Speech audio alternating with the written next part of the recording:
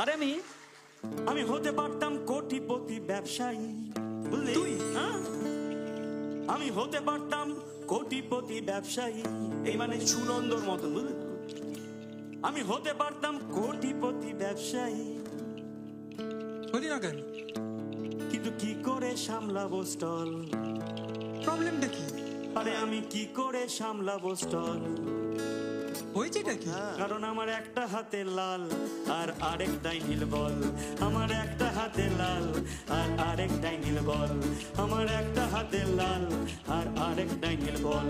আমি নাটক লিখে মাতিয়ে দিতাম শহর মফস্বল, বুঝলি? আমি নাটক লিখে মাতিয়ে দিতাম শহর মফস্বল, কিন্তু কি করে লিখি?